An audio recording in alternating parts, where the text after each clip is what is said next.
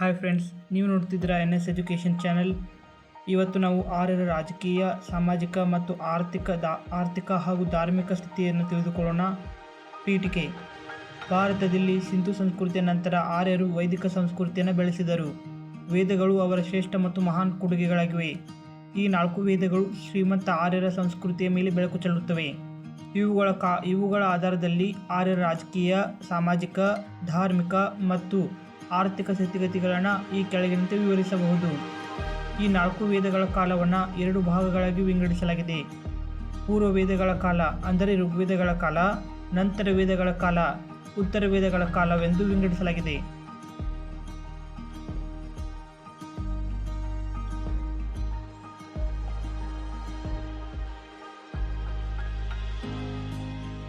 ಮೊದಲನೆಯದಾಗಿ ರಾಜಕೀಯ ಸ್ಥಿತಿ. ರಾಜಕೀಯ ಸ್ಥಿತಿಯು ಪೂರ್ವ ವೇದಗಳ ಕಾಲದಲ್ಲಿ ಹೀಗಿತ್ತು. ಆರ್ಯರ ಬುಡಕಟ್ಟುಗಳು ಭಾರತಕ್ಕೆ ವಲಸೆ ಬಂದವರೆಂದು ನಂಬಲಾಗಿದೆ. ಈ ಬುಡಕಟ್ಟುಗಳನ್ನು ಜನ ಎಂದು ಕರೆಯುತ್ತಿದ್ದು, ಮುಖ್ಯಸ್ಥನನ್ನು ರಾಜನ್ ಎನ್ನಲಾಗುತ್ತಿತ್ತು. ಇವರುಗಳು ತಮ್ಮ ಜಾನುವಾರುಗಳಿಗಾಗಿ ಮತ್ತು ತಮ್ಮ ಪ್ರದೇಶಗಳಿಗಾಗಿ ಸದಾ ಸಂಘರ್ಷ ನಡೆಸುತ್ತಿದ್ದರು. ರಾಜನ ಕರ್ತವ್ಯ ತನ್ನ ಬುಡಕಟ್ಟನ್ನು ರಕ್ಷಣೆ ಮಾಡುವುದು ಮತ್ತು ಅದಕ್ಕಾಗಿ ತನ್ನ ಜನರಿಂದ ಕಾಣಿಕೆ ಪಡೆಯುವುದಾಗಿತ್ತು. ರಾಜನಿಗೆ ಸಹಾಯ ಮಾಡಲು 2 ರಾಜಕೀಯ ಸಂಸ್ಥೆಗಳಿದ್ದವು. ಅವುಗಳೆಂದರೆ ಸಭಾ ಹಾಗೂ ಸಮಿತಿ. ರಾಜಕೀಯ ಸ್ಥಿತಿಯು ನಂತರದ ವೇದಗಳ ಕಾಲದಲ್ಲಿ ಜನಗಳು ಉತ್ತರ ವೇದ ಕಾಲದಲ್ಲಿ ರಾಜ್ಯಗಳಾಗಿ ಬೆಳೆದವು. ಈ ರಾಜ್ಯಗಳನ್ನು ಪ್ರಾಂತ್ಯಗಳಾಗಿ, ಗೋಪಗಳಾಗಿ, ವಿಷಯಗಳಾಗಿ ಮತ್ತು ಗ್ರಾಮಗಳಾಗಿ ವಿಂಗಡಿಸಲಾಯಿತು. ರಾಜಪ್ರಭುತ್ವ ವಂಶ ಪಾರಂಪರ್ಯವಾಯಿತು. ಅನೇಕ ರಾಜ್ಯಗಳು ಅಸ್ತಿತ್ವಕ್ಕೆ ಬಂದವು.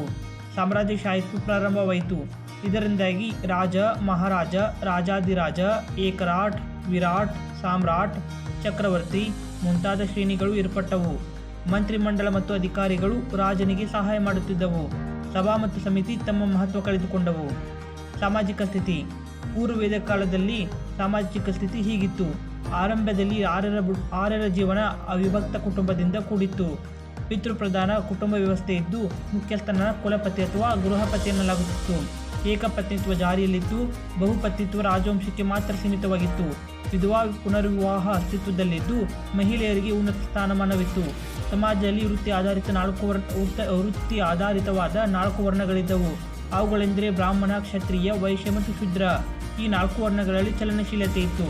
ಉತ್ತರ ವೇದಗಳ ಕಾಲದಲ್ಲಿ ಸಾಮಾಜಿಕ ಸ್ಥಿತಿ. ಬಹುಪತಿತ್ವಗಳು ಜಾರಿಗೆ ಬಂದು ಸಮಾಜದಲ್ಲಿ ಮಹಿಳೆಯರ ಸ್ಥಾನಮಾನ ಕುಸಿಯಿತು. ಮಹಿಳೆಯರು ಎಲ್ಲಿ ಸ್ವಾತಂತ್ರ್ಯ ಕಳೆದುಕೊಳ್ಳಲಾಯಿತು. ವರ್ಣಗಳು ಜಾತಿಗಳಾಗಿ ಪರಿವರ್ತನೆಗೊಂಡವು.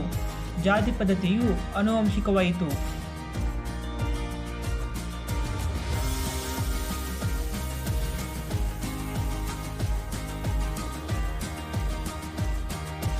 ಬ್ರಾಹ್ಮಣರು ಮತ್ತು ಕ್ಷತ್ರಿಯರು ಉನ್ನತ ಸ್ಥಾನಮಾನ ಪಡೆದರು.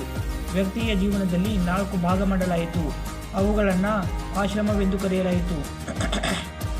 ಅವುಗಳೆಂದರೆ ಬ್ರಹ್ಮಚರ್ಯ, ಗೃಹಸ್ಥ, ವಾನಪ್ರಸ್ಥ ಮತ್ತು ಸನ್ಯಾಸ. ಆರ್ಥಿಕ ಸ್ಥಿತಿ. ಪೂರ್ವ ವೇದಗಳ ಕಾಲದಲ್ಲಿ ಆರ್ಯರ ಜೀವನ ಹಳ್ಳಿಗಳಿಂದ ಪ್ರಾರಂಭವಾಯಿತು.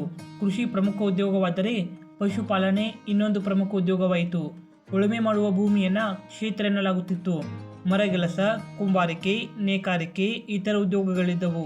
ಅಲ್ಪ ಪ್ರಮಾಣದ ವ್ಯಾಪಾರ ವಹಿವಾಟು ಇತ್ತು. ಜಾನುವಾರುಗಳು ಇವರ ಸಂಪತ್ತಾಗಿದ್ದವು.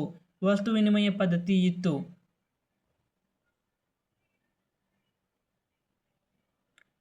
ಆರ್ಥಿಕ ಸ್ಥಿತಿಯು ಉತ್ತರ ವೇದಗಳ ಕಾಲದಲ್ಲಿ ಹೀಗೆ ಮಾರ್ಪಟ್ಟಿತು.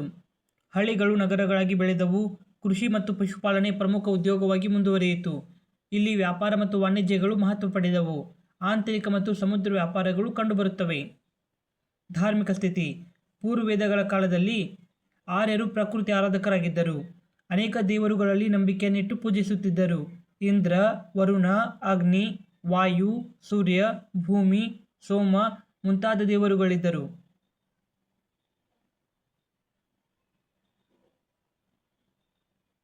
ಮೂರ್ತಿ ಪೂಜೆ ಇರಲಿಲ್ಲ.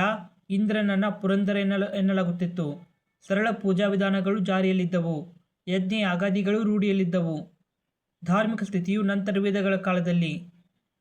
ಉತ್ತರ ವೇದಗಳ ಕಾಲದಲ್ಲಿ ಧರ್ಮ ತೀವ್ರ ಬದಲಾವಣೆಯನ್ನು ಕಂಡಿತು. ಆಚರಣೆ ಬಲು ಕಷ್ಟವಾಯಿತು. ಅಸಂಖ್ಯಾತ ದೇವಾನುದೇವತೆಗಳು ಸೃಷ್ಟಿಯಾಗಿ ಅವರಿಗೆ ನಾನಾ ರೂಪ ಕೊಡಲಾಯಿತು. ಮೂರ್ತಿ ಪೂಜೆ ಅಸ್ತಿತ್ವಕ್ಕೆ ಬಂದಿತು. ಹೊಸ ದೇವರುಗಳಾದ ಕಾಳಿ, ದುರ್ಗಾ, ಬ್ರಹ್ಮ, ವಿಷ್ಣು, ಮಹೇಶ್ವರ, ಗಣೇಶ, ಕಾರ್ತಿಕೇಯ, ಪಾರ್ವತಿ, ಲಕ್ಷ್ಮಿ, ಸರಸ್ವತಿ ಮುಂತಾದ ದೇವರುಗಳು ಸೃಷ್ಟಿಯಾದವು. ಗೋವು ಅಂದರೆ ಆಕಳು ಪವಿತ್ರ ಪ್ರಾಣಿಯಾಯಿತು. ಅದರ ಹತ್ಯೆ ಮಾಡುವುದನ್ನು ನಿಷೇಧಿಸಲಾಯಿತು. ಕ್ಷುದ್ರ ಪೂಜೆ, ವಾಮಾಚಾರ, ಮಾಟ ಮಂತ್ರಗಳು ರೂಢಿಗೆ ಬಂದವು. ಮೋಕ್ಷವು ಜೀವನದ ಅಂತಿಮ ಗುರಿಯಾಯಿತು. ಈ ರೀತಿಯ ನೋಟ್ಸ್ಗಳಿಗಾಗಿ ಚಾನಲ್ ಸಬ್ಸ್ಕ್ರೈಬ್ ಮಾಡಿಕೊಳ್ಳಿ.